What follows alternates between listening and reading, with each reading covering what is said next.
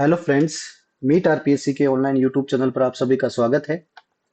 हमने NCERT series प्रारंभ की थी जिसमें हमने कक्षा 6 की इतिहास विषय की पुस्तक कंप्लीट कर चुके हैं। टोटल हमने उसमें 11 चैप्टर कंप्लीट किए थे। कल से हमने उसी सीरीज को कंटिन्यू करते हुए कक्षा 7 की इतिहास विषय की पुस्तक प्रारंभ की है जिसमें हमने पहला चैप्टर कंप्लीट कर लिया है। आज उसी सीरीज को आगे बढ़ाते हुए हम अध्याय 2 पढ़ने जा रहे हैं, नए राजा और उनके राज्य।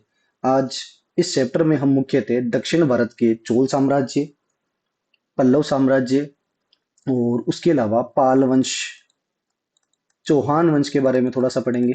इसके बारे में हमारे को जानकारी मिलती है। उसके अलावा हम देखिए अब गुजर प्रथिहार वंश की हमारे को जानकारी मिलती है, जो मुख्यतः इन तीनों को कहा जाता है त्रिपक्षीय संघर्ष। इन तीनों के बारे में हमारे को जानकारी मिलती है। और सबसे मोस्टली इंपॉर्टेंट है चोल साम्राज्य की हमारे को इसमें जानकारी मिलती है। कौन से अध्याय में? अध्याय 2 में। तो वीडियो को अंत तक देखना, आपके आगामी सभी भर्ती परीक्षाओं के लिए ये उपयोगी होगी। तो बिना देरी के हम वीडियो प्रारंभ करते हैं।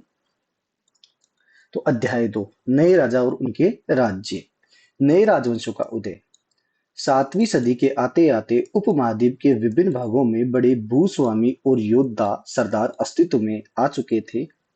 अधिक सत्ता और संपदा हासिल करने पर सामंत अपने आप को महासामंत, महामंडलेश्वर, पूरे मंडल के महान स्वामी इत्यादि घोषित कर देते थे। कभी कभी वह अपने स्वामी के अधिपत्य से स्वतंत्र हो जाने का दावा भी करते थे। इस तरह का ही उदाहरण हमारे को मिलता है दक्कन में राष्ट्रकूटों का। दक्कन में राष्ट्रकूट और कर्नाटक के चालुक्य के राजाओं के अधीनस्थ थे। दक्कन के जो राष्ट्रकूट थे वो कर्नाटक के चालुक्य राजाओं के अधीन थे। एक बार मैं सिंपल सा समझाता हूँ आपको। नए राजवंशों का होते तो हमने पढ़ा कि भाई मिडाइवल हिस्ट्री जब प्रारंभ होती है उसी समय 7वीं शताब्दी के आसपास उत्तर भारत में और उपमहाद्वीप में विशेष तौर अलग अलग सामंतों के द्वारा स्वयं को स्वतंत्र घोषित किया जाता है। इस समय आप देखिए मौर्य वंश का जैसे ही पतन होता है, मुख्यतः हम कह सकते हैं हर्षवर्धन जो अंतिम प्राचीन काल का जो अंतिम महान सम्राट था वो कौन था? हर्षवर्धन। हर्षवर्धन के बाद में भारत में स्थितियां वापस चेंज होती है। अलग अलग छोटे छोटे राज्य स्थापित होते हैं, नए नए राजा निकल के आते हैं। हालांकि वो थे तो सामंत ही, लेकिन वो अब खुद को स्वतंत्र घोषित करने का दावा करते थे। जिसमें उदाहरण के लिए आपको नाम मिलेगा एक राष्ट्रकूट, जिनका मुख्य केंद्र कौन सा था? दक्कन वाला क्षेत्र था। दक्कन का पठार कहा जाता है। जो ये दक्कन की राष्ट्रकूट थे वो कर्नाटक के चालुक्य राजाओं के अधीन थे। बाद में ये खुद को स्वतंत्र घोषित कर देते हैं। तो कई बार पूछा जाता है राष्ट्रकूटों का शासन कहाँ पर था? कर्नाटक में। कहाँ पर था? कर्नाटक में या दक्कन के पठार में। चालुक्यों का शासन कहाँ पर था? कर्नाटक में था। कहाँ पर था बेटा? कर्नाटक में था। नेक्स्ट देखते हैं। 8वीं सदी के मध्य एक राष्ट्रकूट शासक प्रधान दंती दुर्ग ने अपने चालुक्य स्वामी की अधीनता से इनकार कर दिया, उसे हराया और हिरण्यगर्भ अर्थात सोने का गर्भ नामक एक अनुष्ठान किया। तो 8वीं शताब्दी के आसपास, 7वीं शताब्दी जैसे पूरी होती है, 8वीं शताब्दी में एक राष्ट्रकूट शासक या प्रधान था जिसका नाम क्या? दंती दुर्ग। वो अपने चालुक्य शासक को हराता है। उसके बाद में एक उपाधि धारण करता है, नाम क्या उसका? हिरण्यगर्भ। जिसका अर्थ क्या होता है? सोने का गर्भ या हिरण्यगर्भ नामक एक अनुष्ठान, एक यज्ञ करवाता है। अब ये यज्ञ क्यों करवाया? क्योंकि जो दंती दुर्ग था वो सामंत था, राजा नहीं था। दंती दुर्ग का ये मानना था कि अगर मैं यज्ञ कराऊंगा तो उससे हो सकता है कि मेरा कुल क्षत्रिय हो जाए। कौन सा कुल हो जाए? क्षत्रिय कुल हो जाए। और ज्यादातर पहले राजाओं के द्वारा यज्ञ करवाए जाते थे। कोई आगे देखते हैं हम। यह अनुष्ठान ब्राह्मणों की सहायता से संपन्न किया जाता था। तो यह माना जाता था कि इससे याजक जन्म माना क्षत्रिय ना होते हुए भी क्षत्रिय के रूप में दोबारा क्षत्रियत्व प्राप्त कर लेगा। तो इस प्रकार के यज्ञ उस समय के राजा महाराजा ब्राह्मणों की सहायता से करवाते थे। हमारे लिए थोड़ा सा ये इंपॉर्टेंट है कि 8वीं सदी में दक्षिण भारत में कर्नाटक वाले बेल्ट में मुख्यतः राष्ट्रकूट प्रधान था जिसका नाम क्या? दंती दुर्ग। वह अपने चालुक्य शासक को हराता है। उसके बाद में एक अनुष्ठान करवाता है, नाम क्या उसका? हिरण्य गर्भ, जिसका अर्थ क्या होता है? सोने का गर्भ। कई बार पूछा जाता है राष्ट्रकूट वंश का संस्थापक कौन था? दंती दुर्ग। राष्ट्रकूट मुख्यतः कौन से क्षेत्र में था? कर्नाटक के क्षेत्र में था। कुछ अन्य उदाहरण में उद्यमी परिवार के पुरुषों ने अपनी राजशाही कायम करने के लिए सैन्य कौशल का इस्तेमाल किया। मिसाल के तौर पर कदम मयूर शर्मन और गुर्जर प्रतिहार हरिश्चंद्र ब्राह्मण थे। अब देखना, उदाहरण के तौर पर हम राजस्थान के परिप्रेक्ष्य में बात करें तो कई बार आता है हम गुर्जर प्रतिहार वंश पढ़ते हैं, जो स्पेशली राजस्थान और गुजरात वाली बेल्ट में था। गुर्जर प्रतिहार वंश के जो संस्थापक है उनका नाम है हरिश्चंद्र। वो बाई कास्ट तो क्या थे? ब्राह्मण। लेकिन वो अपना पेशा छोड़ते हैं और शासक एक तरह से क्षत्रिय धर्म को अपनाते हैं। तो उन्होंने अपने परंपरागत पेशे को छोड़ शस्त्र को अपनाया था। किसको अपनाया था? शस्त्र को। और जो कर्म से जो कदम मयूर सन था उसने तो कर्नाटक में, और हरिश्चंद्र ने राजस्थान में अपनी राज्य सफलतापूर्वक स्थापित किए। तो कई बार पूछा जाता है गुर्जर प्रतिहार वंश के संस्थापक कौन थे? हरिश्चंद्र। और वैसे थे क्या? ये ब्राह्मण थे। ये आपके 7th क्लास के एक चैप्टर में ये थोड़ा सा उसका साम्राज्य के बारे में बता रखा है 7वीं शताब्दी के आसपास। तो आप देखना ये 7वीं के आसपास में जो ये ग्रीन ग्रीन वाला एरिया दिख रहा है आपको, यहाँ पर लिख रखा है चाहमान। वो चाहमान से कालांतर में एक शब्द निकलता है, उसका नाम है चौहान। तो ये पूरा जो राज्य है वो कौन सा है? चौहान, जिसमें अजमेर वाले भी आ जाते हैं। इवन ये इंद्रप्रस्थ दिल्ली वाला बेल्ट भी आ जाता है। इंद्रप्रस्थ कौन सा है? दिल्ली वाला क्षेत्र। ये पूरा साम्राज्य किसका था? चौहानों का। ये आप देखिए ये वाला क्षेत्र, ये रहा राष्ट्रकूट। कौन सा वंश है? राष्ट्रकूट वंश। अब देखिए ये इधर चोल साम्राज्य, इधर ये चेर, इधर ये देखिए पांड्यन। अब देखिए इधर पूर्वी में चालुक्य। चालुक्यों में मेन कौन सी शाखा थी? वेंगी। आगे पढ़ेंगे हम वेंगी की शाखा। उसके अलावा आप देखिए ये उत्कल गंगा, ये पूरा का पूरा किसमें आते थे? पूर्वी चालुक्यों में। चोल आ गए, पांडे आ गए, चेर आ गए, राष्ट्रकूट आ गए। उसके अलावा ये चौहान, जो चौहानों का मेन कौन था? इंद्रप्रस्थ। और कालांतर में चौहानों का एक बड़ा राजा बनता जिसका नाम क्या था? पृथ्वीराज चौहान तृतीय। उसके अलावा ये देखिए आप गुजर प्रतिहार। उसके अलावा परमार। इधर मिलता है चंदेल। और चंदेलों में कालांतर में परमादिदेव देव नामक शासक बनता है। ये कन्नौज। हर्षवर्धन की जो राजधानी थी वो कौन सी थी? कन्नौज। और इसी को लेकर तीनों के मध्य संघर्ष होता है। किन किन में? चौहान, चालुक्य और सॉरी गुजर प्रतिहार, पाल और राष्ट्रकूटों के मध्य किसको लेकर संघर्ष होता है? कन्नौज को लेकर संघर्ष होता है। तो नेक्स्ट देखते हैं हम क्या लिख रखा है इसमें। राज्यों में प्रशासन। नए राज्यों में नए राज्यों में से कईयों ने महाराज अधिराज, राजाओं का राजा, त्रिभुवन चक्रवर्तानी, तीनों भुवनों का स्वामी, इस तरह के अन्य भारी भरकम उपाधि धारण की थी। लेकिन इस तरह के दावों के बावजूद भी वह अपने सामंत और साथ ही साथ किसान, व्यापारी और ब्राह्मणों के संगठनों के साथ अपनी सत्ता साझेदारी करते थे। इन सभी राजाओं में उत्पादकों अर्थात किसानों, पशुपालकों, कारीगरों से संसाधन इकट्ठे किए जाते थे और इनको अक्सर अपने उत्पादों का एक हिस्सा त्यागने के लिए मनाया या बाध्य किया जाता था। तो इन राजाओं के द्वारा खूब सारी उपाधियां धारण की गई, जिसमें ज्यादातर नाम मिलते हैं हमारे को। महाराज अधिराज की उपाधि आती है, त्रिभुवन चक्रवर्तनी की उपाधि आती है। और ये क्या करते थे कि जितने भी इनके समय उत्पादक थे, प्रोड्यूसर थे, जिनमें मुख्य देखा जाए तो किसान हो गए, पशुपालक हो गए, कारीगर वगैरह हो गए, इनके जो संसाधन थे, इनके जो उत्पाद थे, उनमें से ये इतना एक हिस्सा राजाओं के लिए होता था। या तो वो खुद देते थे या उनको बाध्य किया जाता था। कभी कभी इस हिस्से को लगान मानकर भी वसूल किया जाता था और प्राप्त करने वाले भूस्वामी होने का दावा करता था। राजस्व व्यापारियों से भी लिया जाता था। तो कभी कभी भाई टैक्स के रूप में भी इनसे लगान वसूल किया जाता था। और जो लगान लिया जाता था वो एक तरह से भूस्वामी के रूप में लिया जाता था। व्यापारियों से भी लगान लेते थे।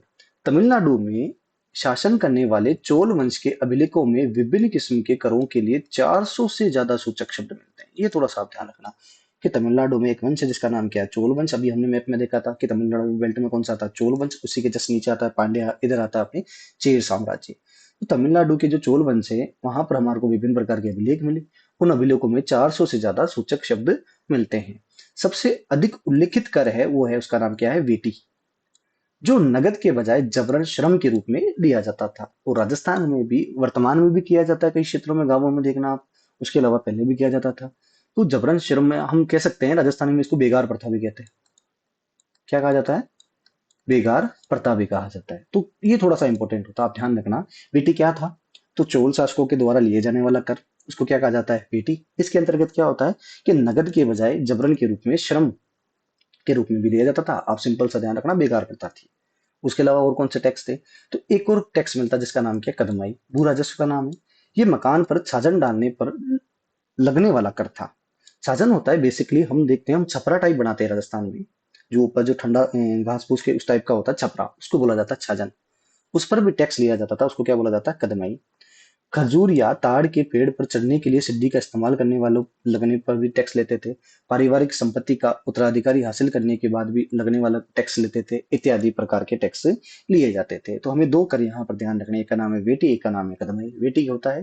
बिगार प्रथा, नगद के बजाय। और दूसरा कदमाई क्या होता है? जो मकान के ऊपर छाजन डालते हैं उन पर टैक्स लगाया जाता था। राजस्व वसूलने के लिए पदाधिकारियों की नियुक्ति सामान्य प्रभावशाली परिवारों के बीच में से की जाती थी। प्राय वंशानुगत होते थे। सेना में भी ऐसा ही होता था, कई बार राजा के निकट संबंधियों पर इन पदों पर होते थे। हमने देख ही लिया था कि जैसे हम वैदिक काल समाप्त होता है, ऋग्वैदिक काल, उसके बाद में पद वो वंशानुगत हो गए थे। इस समय भी जितने भी सामान्य प्रभावशाली या अमीर वर्ग के जो परिवार थे वो इन पदों पर थे, उनके पद वंशानुगत होते थे और ज्यादातर जो पद थे वो राजा के निकट संबंधियों को दिया जाता था। तो नेक्स्ट देखते हैं, प्रशस्तियां और भूमि अनुदान।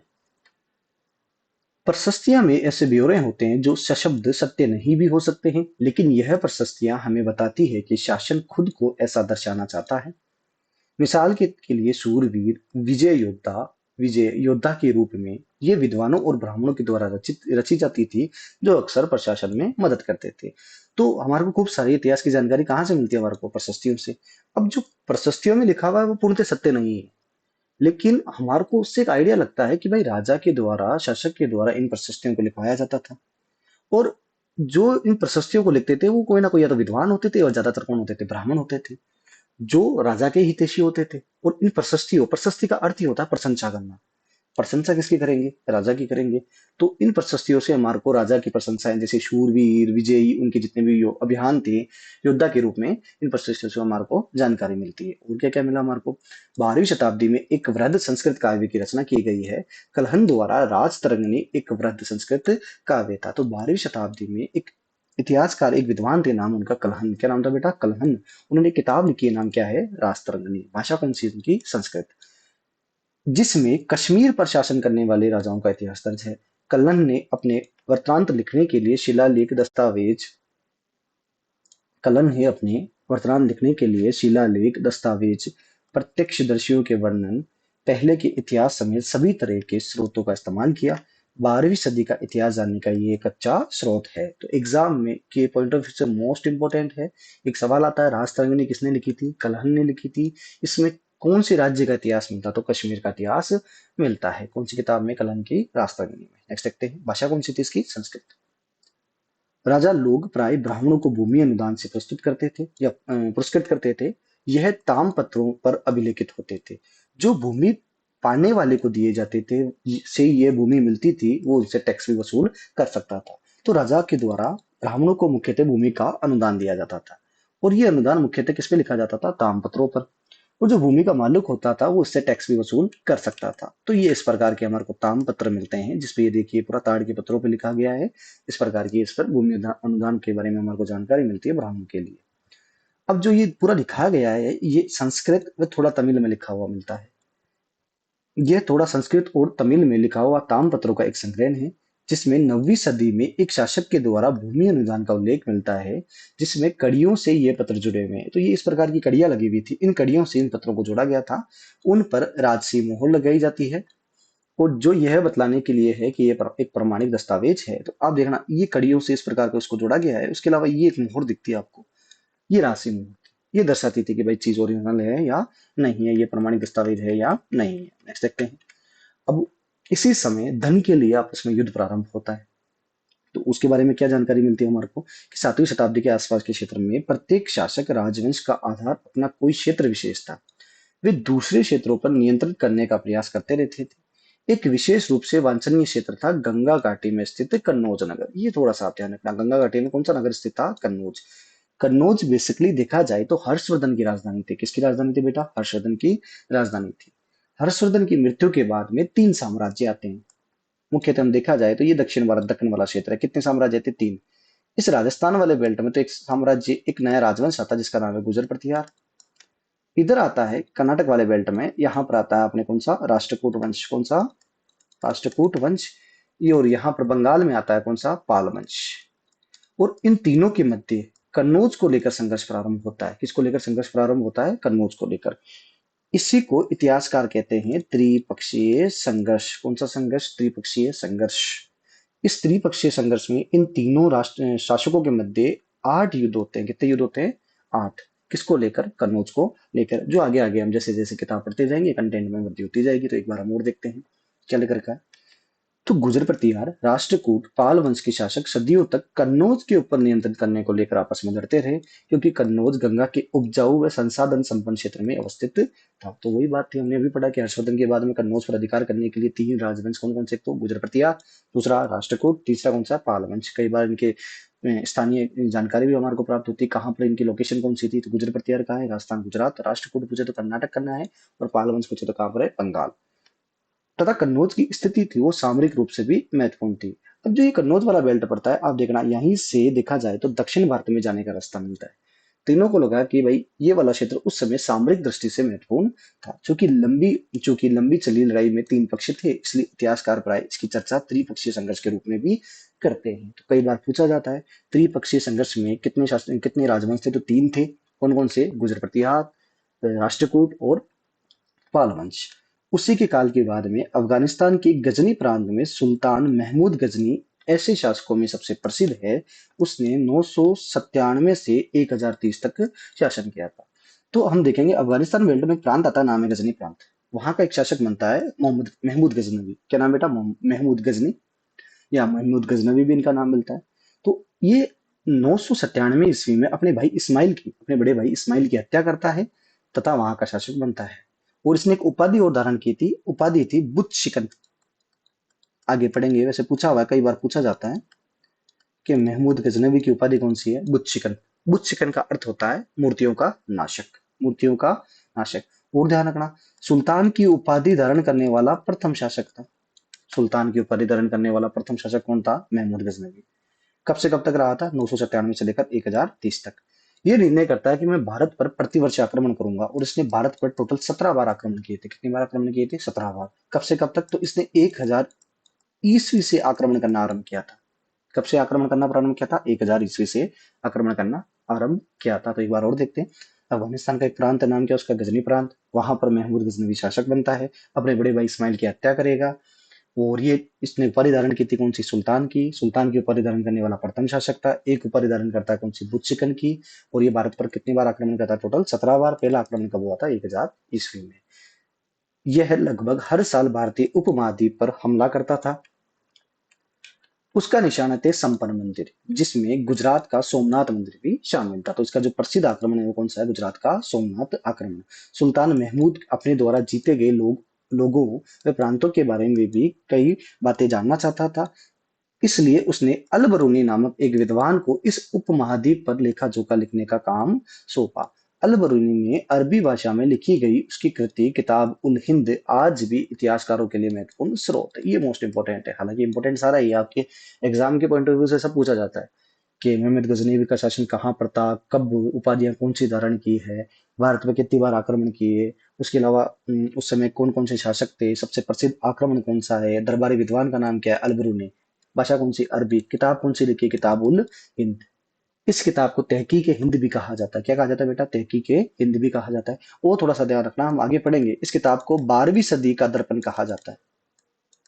12वीं सदी का दर्पण भी कहा जाता है। कौन सी किताब को, किताब उल हिंद को कहा जाता है। युद्ध करने वाले दूसरे राजाओं में थे चाहमान। क्या नाम था बेटा, चाहमान, जो बाद में क्या कहलाए थे, चौहान। क्या कहलाए थे, चौहान। वह दिल्ली और अजमेर के आसपास के क्षेत्र में प्रशासन करते थे। चौहानों का सबसे प्रसिद्ध शासक था पृथ्वीराज तृतीय, जिसने सुल्तान मोहम्मद गोरी जो अफगान का शासक था को 1191 में हराया, और दूसरे ही साल 1192 में उसके हाथों हार गए थे। तो पृथ्वीराज चौहान आप जानते होंगे, राजस्थान अजमेर के पृथ्वीराज चौहान, चौहान साम्राज्य के महान शासक नाम क्या है, पृथ्वीराज तृतीय। पृथ्वीराज चौहान तृतीय, उनके द्वारा गोरी और पृथ्वीराज चौहान के मध्य टोटल 2 युद्ध हुए। त्राइन का प्रथम युद्ध, त्राइन का द्वितीय युद्ध। त्राइन का प्रथम युद्ध होता है 1191 में, जिसमें कौन जीत जाते हैं, पृथ्वीराज जीत जाते हैं। और त्राइन का द्वितीय युद्ध होता है, कब होता है, 1192 में, जिसमें कौन हार जाते हैं, पृथ्वीराज चौहान हार जाते हैं। इसके बारे में डिटेल से हम कभी राजस्थान वाले पोर्शन में पढ़ेंगे।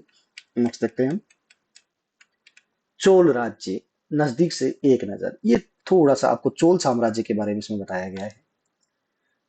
चोल वंश सत्ता में कैसे आए, तो कावेरी डेल्टा में मुट्रिया नाम से प्रसिद्ध एक छोटे से मुखिया परिवार की सत्ता थी। वे कांचीपुरम के पल्लव राजाओं के मातहत थे। मातहत का अर्थ होता है सामंत। मातहत का क्या होता है, सामंत होता है। तो वापस समझना चोल वंश सत्ता में कैसे आए थे। तो जो कावेरी नदी है उसके डेल्टा क्षेत्र में एक छोटा सा मुखिया परिवार का सदस्य था, मुखिया थे, उनका नाम मिलता है मुटियार। वे कांचीपुरम के पल्लव राजाओं के क्या थे, सामंत, सामंतों को बोला जाता है मातहत।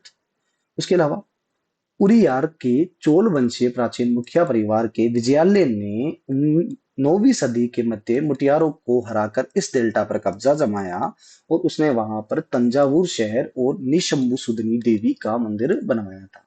तो इन जो मुटियारों को हराने वाला था शासक था विजयालय। विजयालय 9वीं सदी में इनको हराता है, वापस यहाँ पर कावेरी डेल्टा क्षेत्र पर अधिकार करता है, एक तंजावुर शहर की स्थापना करता है जो कालांतर में आगे जाकर तंजौर के रूप में स्थापित होगा। किसके रूप में स्थापित होगा, तंजौर के रूप में स्थापित होगा। एक मंदिर और बनाया देवी का, नाम क्या है, निशुंभ सुदनी देवी। विजयालय के उत्तराधिकारियों ने पड़ोसी इलाकों को जीता, उसका राज्य अपने क्षेत्रफल और शक्ति दोनों के रूप में बढ़ता गया। तो इस प्रकार चोल साम्राज्य का संस्थापक है, उसके बारे में पूछा जाता है, उसका नाम क्या है, विजयालय। उन्होंने जो राजधानी बनाई थी वो किसको बनाई थी, तंजावुर, जिसको वर्तमान में हम क्या कहते हैं, तंजौर कहते हैं। क्या कहते हैं बेटा, तंजौर कहा जाता है। नदी पूछे तो कहां पर था, कावेरी नदी। कहां पर था, कावेरी नदी के आसपास में उनका साम्राज्य मिलता है। इनके जो दक्षिण और उत्तर में, दक्षिण में तो हमारे को मिलेगा मुख्यतः पांडे, और जो उत्तर में वो कौन सा साम्राज्य मिलता है हमारे को, पल्लव साम्राज्य से इनका राज्य का हिस्सा बना दिया गया था। इन्हीं चोल शासकों में जो सबसे प्रसिद्ध शासक होता है उसका नाम है राजराज प्रथम, जो सबसे शक्तिशाली चोल शासक माना जाता था। 985 ईस्वी में ये राजा बना था। उसी ने इनमें से ज्यादातर क्षेत्रों पर अपना नियंत्रण विस्तार किया और उसने साम्राज्य के प्रशासन का भी पुनर्गठन किया था। तो चोल शासकों में सबसे प्रसिद्ध शासक है राजराज प्रथम। राजराज प्रथम की नौसेना बहुत ज्यादा मजबूत थी। राजराज प्रथम की नौसेना सर्वाधिक मजबूत थी। राजराज प्रथम के लिए कहा जाता है कि पूरी बे ऑफ बंगाल, बंगाल की खाड़ी को इसके जहाज घेर लेते थे। इतना फेमस था कौन, राजराज प्रथम। एक बार ये आपके जो चैप्टर में जो बता रखा है चोल साम्राज्य के बारे में हम देखते हैं। अब देखिए ये जो पूरा रेड रेड वाला इलाका है ये था चोल साम्राज्य। ये जितना भी आपको देखिए ये सीमा सजा हो रही है, कौन सा है, चोल साम्राज्य। इन चोल के आप देखिए दक्षिण में तो इधर वाले क्षेत्र में तो आ रहा पांड्या, कौन सा साम्राज्य आ रहा, पांड्या। और आप इधर देखिए इस वाले बेल्ट में ये पूरा ये वेगी, वेगी के आते हैं चालुक्य, वेगी कौन आते हैं, चालुक्य। उसके अलावा आप इस वाले बेल्ट में भी चालुक्य देखते हैं। हम कभी पढ़ेंगे चालुक्यों की तीन चार शाखाएं हैं, जिनमें एक बादामी के चालुक्य प्रसिद्ध है, एक कल्याणी के चालुक्य प्रसिद्ध है, एक वेगी की। तीन शाखाएं हैं किनकी, चालुक्यों की। कितनी है, तीन। पहला कौन सा, कल्याणी, दूसरा बादामी, तीसरा कौन सा है, वेगी। उसके अलावा इस साइड में देखिए एक काकतीय वंश, कौन सा वंश आता है, काकतीय। यहाँ पर राजस्थान वाले बेल्ट में या इसमें सॉरी इधर वाले महाराष्ट्र वाले बेल्ट में, मध्य प्रदेश गुजरात वाले बेल्ट में कौन सा आता है, यादव वंश आ जाता है। तो ये पूरा आप देखिए कौन सा साम्राज्य था, चोल साम्राज्य। ये देखो ये रहा तंजावुर, जो वर्तमान में जिसको बोला जाता है तंजौर। उसके अलावा ये वाला बेल्ट देखिए आप, मदुरई कहा जाता है इसको, क्या कहा जाता है, मदुरई। उसके अलावा ये देखिए गंगकोंड चोलपुरम, ये नगर की स्थापना की थी। यहाँ पर एक मंदिर भी बना था, इस मंदिर का नाम भी सेम ही मिलता है हमारे को, गंगईकोंडपुरम मंदिर कहा जाता है उसको। ये नदी मुख्यतः कौन सी नदी है, कावेरी नदी। नेक्स्ट देखते हैं हम। राजराज प्रथम के पुत्र राजेंद्र प्रथम ने उसकी नीतियों को जारी रखा। उसने गंगा घाटी, श्रीलंका और दक्षिण पूर्वी एशियाई देशों पर हमला किया और इन अभियानों के लिए उसने एक जल सेना भी बनाई थी। तो ये मैंने आपको बताया था कि राजराज प्रथम की वैसे तो जल सेना, नौसेना की जल सेना पर बहुत ज्यादा मजबूत थी। उसके बाद उसका बेटा भी राजेंद्र प्रथम के द्वारा भी गंगा घाटी क्षेत्र पर इवन श्रीलंका पर भी अधिकार कर लेता है। इसी दौरान कौन कौन से मंदिरों का निर्माण होता है एक बार देखते हैं। भव्य मंदिर, विकासशील मूर्तिकला के बारे में हमारे को क्या जानकारी मिलती है। तो तमिलनाडु के पूर्वी तट पर कावेरी नदी के उपजाऊ क्षेत्र में तंजौर नामक शहर पर वेदेश्वर मंदिर का निर्माण चोल शासक राजराज ने करवाया था। तो ये थोड़ा सा इंपॉर्टेंट हो जाता है कि वेदेश्वर मंदिर कहाँ पर स्थित है, तंजौर। ये कहाँ पड़ता है, तमिलनाडु में। किसने बनवाया था, राजराज प्रथम ने बनाया था। यह मंदिर भारतीय वास्तुकला व शिल्पकला का अद्भुत उदाहरण है। उसके अलावा गंगईकोंड चोलपुरम चोल वंश के प्रतापी राजा राजेंद्र प्रथम की राजधानी थी। तो किसकी राजधानी थी, राजेंद्र प्रथम की राजधानी कौन सी है बेटा, गंगईकोंडपुरम की राजधानी थी। ये थोड़ा सा इंपॉर्टेंट हो जाता है, आप ध्यान रखना कि भाई गंगईकोंडपुरम कौन से वंश की राजधानी थी, चोल वंश की। किसने बनाई थी, राजेंद्र प्रथम ने। जब उसकी सेना ने कलिंग पर आक्रमण करते हुए दक्षिणी कौशल, बंगाल, मगध होते हुए गंगा क्षेत्र को विजित किया, तब इन विजय के उपलक्ष्य में उसने गंगेकोंड की उपाधि धारण की थी। तो कई बार पूछा जाता है, मोस्ट इंपोर्टेंट है कि किस चोल वंश के शासक के द्वारा गंगेकोंड की उपाधि धारण की है, तो किसके द्वारा, राजेंद्र प्रथम के द्वारा। उसके अलावा उपाधि धारण की और गंगेकोंड चोलपुरम की स्थापना की थी, जो गंगा विजय के चोल नगर के रूप में भी जाना जाता है। ये यहाँ पर इन्होंने एक मंदिर का निर्माण भी करवाया था। जिसका नाम क्या है, गंगईकोंडपुरम मंदिर का है, जो कहाँ पर स्थित है बेटा, तमिलनाडु में स्थित है। ये द्रविड़ शैली में दक्षिण भारत के मंदिर लगभग लगभग सारे कौन सी शैली में मिलते हैं हमारे को, द्रविड़ शैली में मिलते हैं। नेक्स्ट देखते हैं, इनका ये पोर्शन भी मोस्ट इंपोर्टेंट है कि भाई चोल काल में प्रशासन में क्या क्या था। तो जो व्यापारियों के जो संघ होते थे उनको कहा जाता था नगरम। क्या कहा जाता था, नगरम। कई बार पूछा जाता है, इवन आरएस में तो फेवरेट क्वेश्चन है ये। आरएस में तो कई बार चोल काल का प्रशासन पूछा जाता है, क्योंकि चोल वंश में आप देखना सबसे पहले हमारे को प्रशासन, स्थानीय स्वशासन की जानकारी मिलती है। जो नगर निकाय होते हैं, आपने पॉलिटी में पढ़ा होगा, चुनाव वगैरह, चुनाव के लिए खूब सारे आप देखना प्रावधान होते हैं, कुछ ना कुछ शर्तें होते हैं। आपने जैसे आपने पढ़ा होगा राज्यपाल की योग्यताएं, सरपंच की योग्यताएं, मुख्यमंत्री की योग्यताएं। तो ये योग्यताओं का उल्लेख हमारे को सबसे पहले चोल काल में मिलता है। और चोल काल के जो व्यापारिक के संघ थे उनको क्या कहा जाता था, नगरम कहा जाता था। यह शहर शहर के अंदर प्रशासनिक कार्य भी करते थे। तो कई बार पूछा गया नगरम क्या है, तो चोल काल के व्यापारिक संघ को क्या कहा जाता था, नगरम कहा जाता था। चोल काल से संबंधित स्थानीय स्वशासन की जानकारी हमारे को एक चोल शासक का नाम क्या है, उसका परांतक प्रथम, उसका एक अभिलेख मिलता है, उत्तर मेरु अभिलेख। कौन सा अभिलेख बेटा, उत्तर मेरु अभिलेख, जो कहाँ से मिला था, तमिलनाडु से। उससे हमारे को जानकारी मिलती है। मोस्ट इंपोर्टेंट है, कई बार पूछा जाता है कि भारत में कौन से वंश के द्वारा सबसे पहले स्थानीय स्वशासन की हमारे को जानकारी मिलती है। तो कौन सा वंश था, वो चोल वंश। शासक का नाम पूछे तो नाम क्या है, परांतक प्रथम। कौन से अभिलेख से मिलती है, तो उत्तर मेरु अभिलेख। कहाँ पर स्थित है, तमिलनाडु में। कई बार ऐसा भी पूछा जाता है कि उत्तर मेरु का अभिलेख कहाँ पर है, तमिलनाडु में। उत्तर मेरु का अभिलेख किस शासक के द्वारा लगवाया गया था, परांतक प्रथम के द्वारा। किस किस किस अभिलेख में हमारे को स्थानीय स्वशासन की जानकारी मिलती है, उत्तर मेरु अभिलेख में। चोलकालीन मंदिर आर्थिक, सामाजिक और सांस्कृतिक जीवन के केंद्र थे। मंदिर के साथ जुड़े हुए शिल्पों में सबसे विशिष्ट था कांस्य प्रतिमा बनने का काम। तो चोलकालीन जितने भी मंदिर है उनमें जो प्रतिमाएं बनाई जाती थी, उनमें मुख्यतः कौन सी प्रतिमाएं बनाई जाती थी, कांस्य की प्रतिमाएं बनाई जाती थी। चोल कांस्य प्रतिमाएं संसार के सबसे उत्कृष्ट प्रतिमाओं में गिनी जाती है। ज्यादातर प्रतिमाओं को देवी देवताओं की होती थी। शिव के तांडव के रूप में दर्शाने वाली महान नटराज की मूर्ति जो चोल काल की सबसे उत्कृष्ट प्रदर्शित थी। तो इसी काल में हुआ यूं कि मंदिरों में मुख्यतः कांस्य का प्रयोग होता था, कांस्य की प्रतिमाएं बनाई जाती थी, जिनमें जो सबसे प्रसिद्ध जो मूर्ति है वो थी नटराज।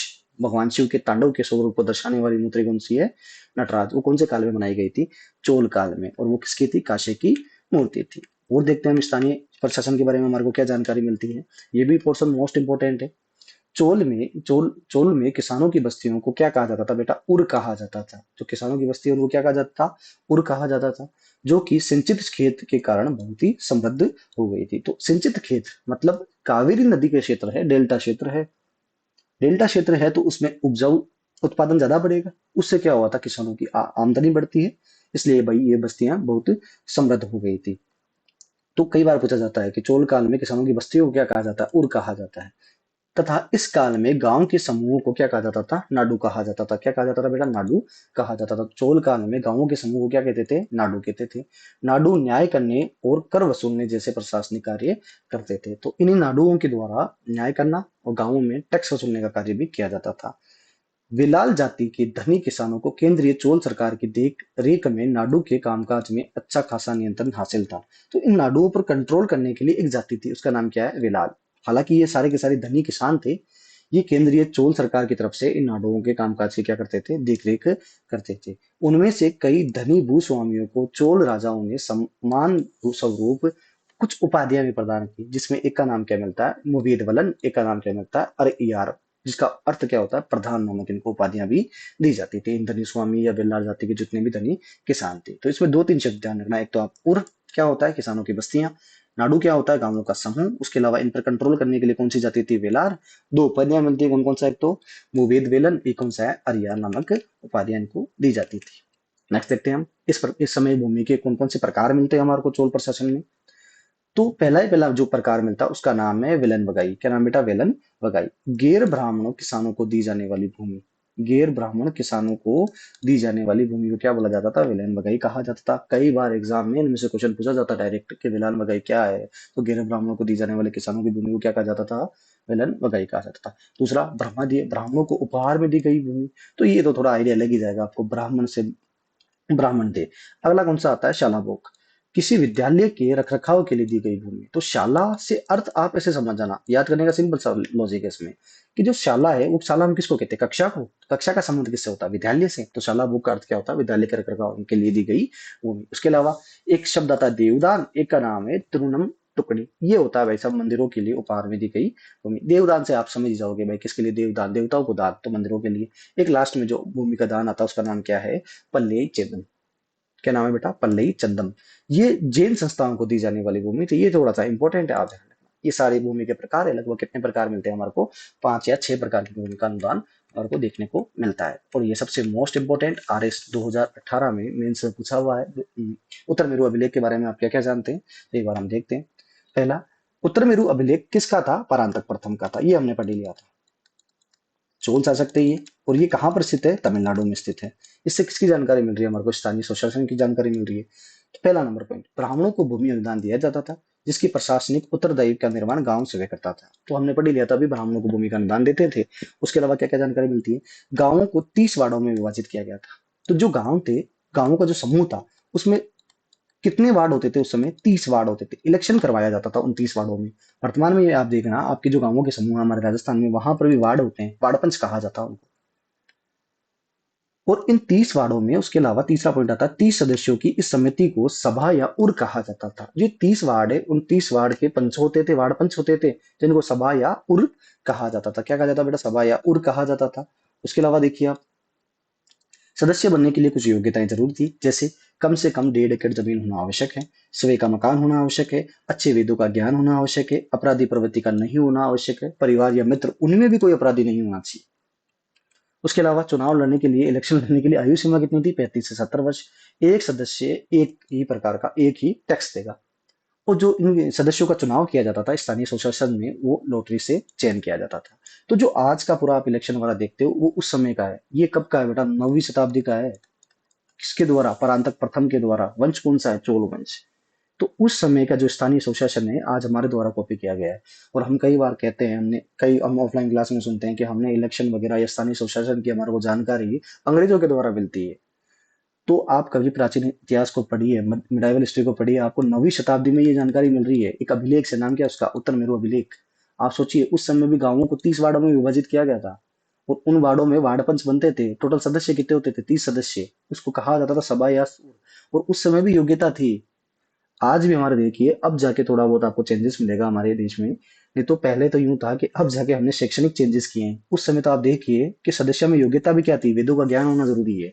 और हमारे यहाँ कई नेता ऐसे हैं जो अभी तो चलो फिर भी उन्होंने कर लिया इतना। नहीं तो बीच में तो ये था कि गांव में कोई भी सरपंच सरपंच को साइन तक करना नहीं आता था। लेकिन ये आप देखिए, 9वीं शताब्दी में हमारे को ये उत्तर मेरु अभिलेख से जानकारी मिलती है कि जो वेदों का ज्ञाता होगा वो इलेक्शन लड़ सकता है। खुद का मकान होना बहुत जरूरी है। इससे क्या होगा, करप्शन के चांसेस कम होते हैं। उसके अलावा 1.5 एकड़ जमीन होना आवश्यक था। अपराधी प्रवृत्ति का नहीं होना चाहिए। उसका इवन परिवार भी आपराधिक प्रवृत्ति का नहीं हो और मित्र भी नहीं हो।